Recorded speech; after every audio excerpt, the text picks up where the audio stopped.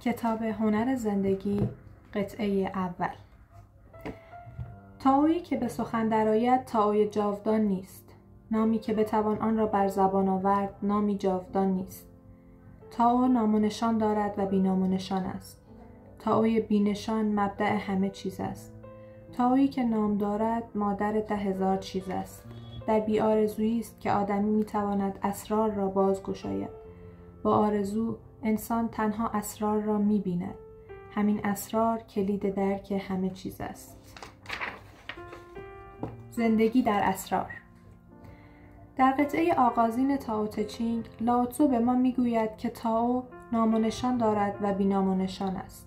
این برای ذهن انسان غربی متضاد می‌نماید و واقعاً متضاد هم هست.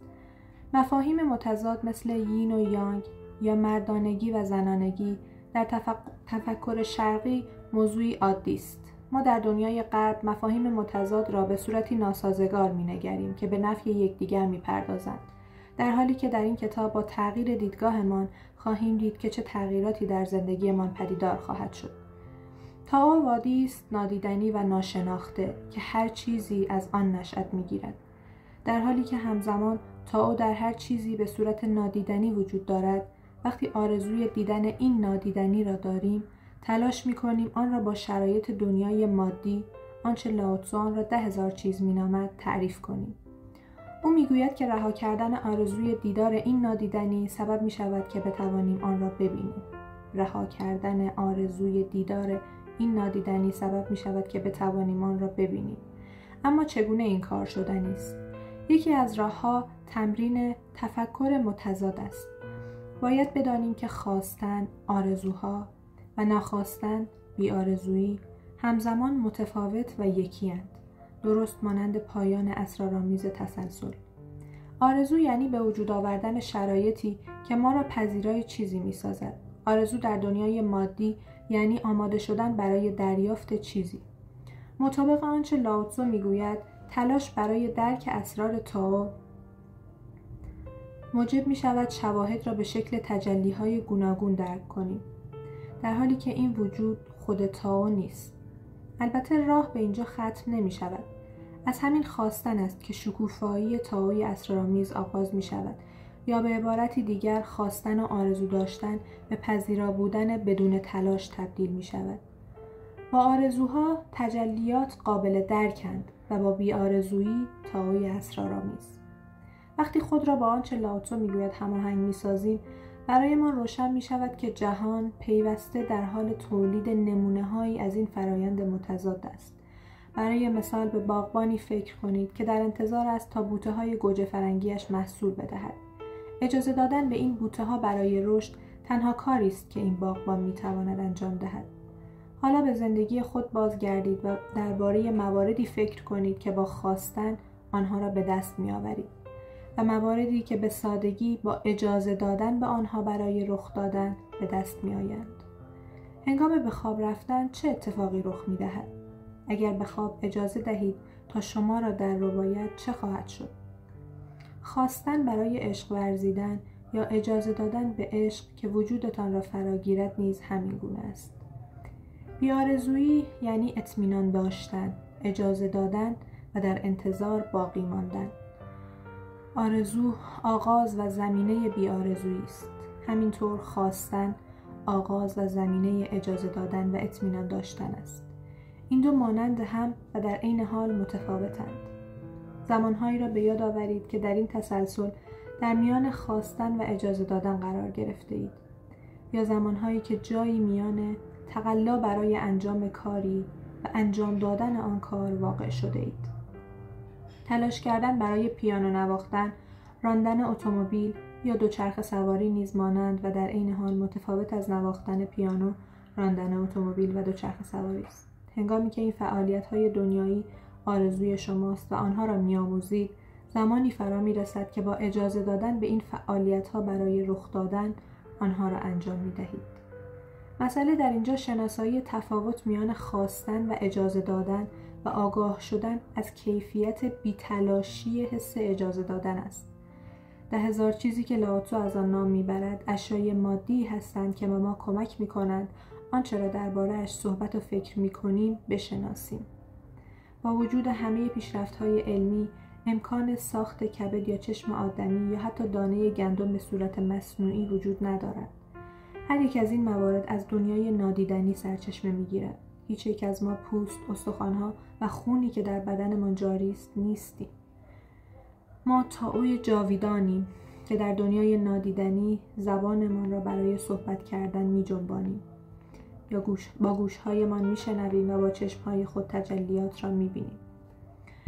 آیا اینها به معنای آسیب رساندن به خودتان است؟ البته که نه. آیا این به این معنای اطمینان کردن به دنیای نادیدنی است، به ویژه هنگامی که دچار سختی‌ها می‌شوید؟ احتمالاً نه.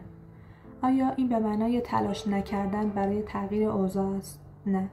این یعنی تمرین بودن و شناور شدن در این دنیای نادیدنی و اجازه دادن به آن برای جاری شدن در شما. این یعنی اجازه دادن به تضاد برای جاری شدن در شما. همانطور که لاوتزو میگوید راه شخصی خود را برای زندگی در این دنیای نادیدنی بیابید. توصیه من برای تبدیل این عبارت به شیوه عملی در دنیای امروزی این است: پیش از هر چیز از این دنیای نادیدنی لذت ببرید. اجازه دهید زندگی بدون تلاش و درک جزئیاتش برایتان پیش بیاید. به روابط خود اجازه رشد و شکوفایی بدهید. سعی نکنید به دنبال بهره بردن از رابطه ها باشید، بلکه به رابطه ها اجازه گسترش بدهید. سعی نکنید به هر شکل که شده همسر، فرزندان، پدر و مادر یا رئیس خود را درک کنید. وقتی دیگر چنین انتظاری ندارید، به بقای اجازه می دهید آنگونه که باید رخ بدهند. بیارامید، رها کنید، پذیرا باشید و بدانید که برخی از آرزوهایتان به این مربوط می شوند که دوست دارید دنیایتان شکلی خاص داشته باشد. به این لحظه اجازه دهید آنگونه که باید رخ بدهد و به شاهدی بی‌طرف تبدیل شوید. کمتر قضاوت کنید و بیشتر گوش دهید. زمانی را برای باز کردن ذهن خود به روی این دنیای نادیدنی صرف کنید. برچسب زدن و نام گذاشتن را رها کنید. برچسب زدن را همه ما در سالهای اولیه زندگی یاد گرفته ایم. در مدرسه سخت درس خوانده ایم تا نمره‌های بالا بگیریم. با وجود این همه ما می‌دانیم که هیچ عنوان، درجه یا برچسبی وجود ندارد که بتواند ما را تعریف کند. همانطور که آب کلمه آب نیست. هیچ چیز دیگری در این دنیا نامش نیست. با وجود تلاش‌های بی‌پایان، هیچ حیوان، گل، ماده معدنی و انسانی به طور کامل و واقعی قابل تعریف نیست. تائو نیز می‌گوید نامی که بتوان آن را بر زبان آورد نامی جاودان نیست. باید در این شگفتی بیارامیم که آنچه را می‌بینیم و حس می‌کنیم کافی است و نیازی به طبقه بندی و تعریف‌های محدود کننده نداریم.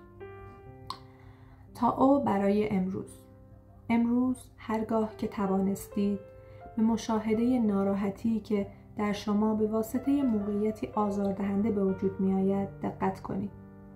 تصمیم بگیرید که در این لحظه به درون بروید و ببینید که آیا در حال خواستن هستید یا اینکه به سادگی به این اتفاق اجازه رخ دادن می‌دهید. به این تضاد در وجود خود اجازه رخنمایی بدهید. خب من اول یه ذره از حالا اون چیزی که از تائو به نظر خودم میدونم بگم. تائو یا داو در واقع هم انرژیه که همه چیزو در بر گرفته. این هر چیزی از اون نشأت میگیره. شاید آدم ها اسمهای مختلفی میذارن ولی در واقع همه اینها یه چیزه. مثلا خدا، هستی، کائنات، طبیعت، هوش، انرژی، چیزی که در همه چیز هست. همه چیز از اون نشأت میگیره و تعریف کردنی نیست. یه انرژی مثل یک انرژی و میگم اسمهای مختلفی ممکنه براش گذاشته بشه ولی همه چیز طبیعت، از طبیعت گرفته، درخت ها، حیوانات، همه آدم ها، همه ما از اونی، هممون از اونی و این تائو رو ما باید پیداش کنیم، بعد اجازه بدیم که حضور داشته باشه. و توی این فصل به نظر من داره از این مقدار آرام بودن، از این بدو زندگی که ما همش چیز رو میخوایم. میگه خواستن، آرزوهایی که داریم، و ناخواستن، بی آرزویی. بین این دوتا میگه یکم این که ما همش این میخوایم، این آرزو داریم، به این برسیم، به اون برسیم، از این خواستن ها یکم عقب بشین، یه ذره آرومتر، یه توی لذت بردن از همین لحظت، یه ذره تسلیم، یه ذره رهاتر. وقتی که مثال میزنم مثلا باغبانی رو فکر کن که در انتظاری که بوته‌ی گوجه فرنگیش محصول بده، ببین اون کاری لازم رو کرده و بعد از یه جایی باید بشینه، منتظر باشه، صبر کنه و صبر کنه که محصولش برسه و ما رو دعوت میکنه به این انتظار با حال خوب و هنر اجازه دادن، اینکه اجازه بدیم این زندگی، این انرژی از ما عبور کنه و آرومتر باشیم از این بدو. یه مقدار سعی کنیم توی زندگی سرعت همه چیزو بیاریم پایین. سرعت غذا خوردن، سرعت چای خوردن، سرعت رانندگی، سرعت کتاب خوندن، سرعت نوشتن، اصلا هر کاری که دارید انجام میدید، اون کاری که در روز دارید انجام میدید، سرعت اینا رو بیاریم پایین، حسش کنیم. چطوریه؟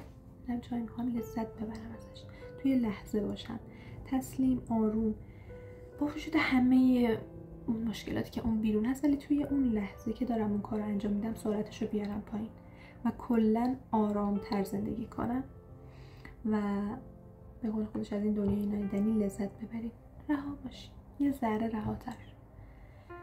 تمرین کنیم، سعی کنیم حداقل تو چیزایی که میشه اینو تمرین کنیم، یه ذره رهاتر، یه ذره تسلیمتر و توجه کنیم به حسمون چی میگه، حسم چی میگه، من اگه دارم چای میخورم چه حسی دارم، لذت ببرم ازش. همین کتابو میخونم، چرا دارم میخونمش؟ میخوام غذای روحم بشه، میخوام زندگیم بهتر بشه، لذت ببرم، حس کنم، نه اینکه فقط بدو یه سری کارا رو انجام بدیم که برسیم به اون نقطه و اون نقطه هم که برسی چی نیست. یعنی از این بدو در بیاییم، یکم سرعت همه چیزو بیاریم پایین. دیگه قسمت آخرش هم گفته برچسب دادن و نام گذاشتن رو رها کنیم. من میتونم اینطوری برای خودم بگم که مثلا این آب مثلا یه رودیه، این رودخونه است، مثلا اسم رودخونه، این برچسب رو بذارش کنار و به اون انرژیه که توی این در جریانه. ما میدونیم که همه چیز توی این دنیا از انرژیه و این ثابت شده است که همه چیز از انرژیه و اون رودخونه اون انرژی که درون اون در جریانه و توی منم هست، اون انرژیه رو حس کنیم.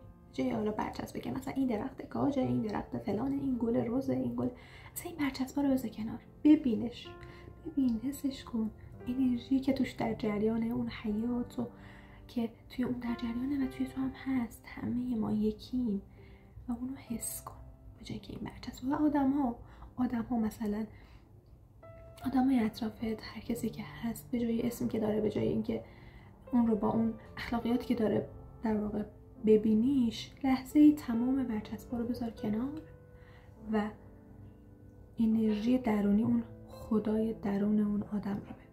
به قول کتاب 4 اثر، الوهیت درونش رو ببین و اونو ببین و بدون در تو هم هست و از این طریق باش یه ارتباطی داشته باش. تا برای امروز هم که تمرینش گفته در واقع مثلا هر موقع که ناراحتی بهتون دست داد مشاهده کنید. میدونی خیلی مهمه که ما وقتی یه احساس منفی بهمون دست میده خودمون رو اون احساس ندونیم. ما اون احساس نیستیم، بدونیم یه احساسیه، من ناراحت شدم امروز مثلا و این احساس یه حسه که اومده و میره، میگذره، از من عبور میکنه. مشاهدش کنم، ببینمش، این حسه اومده، نخوام باهاش جنگ کنم، ازش فرار کنم یا بگم چرا، یا اصلا برم تو این حسه و خودم و این حسه بدونم که وای من چقدر ناراحتم. هیچ کدوم اینه، فقط بدون یه احساسی به تو دست داده، احساس ناراحتی اومده، من ببینمش، مشاهدش کنم و به درون برم و بگم این حس اومده، چرا اومده، یا چه چیزی رو میخواد بهم نشون بده، بهم میخواد چی رو بگه. آروم باشم، درون برم، این حس اومده، حسش کنم، اصلا حسش کنم، عمیقا حسش کنم، بذارم توی من حیات کنه و ببینمش، ولی خودم رو باهاش یکی ندونم، ببینمش و بگم چی میخواد بهم نشون بده و این تضاد رو ببینم. و این مطمئن باشین وقتی که تو مشاهدش میکنی و میذاری اون حسه در تو حیات کنه و درسش رو به تو بده، خودش میره، اگه بخواید بره البته. و همین دیگه، اینم از قطعه امروز. خدافظ.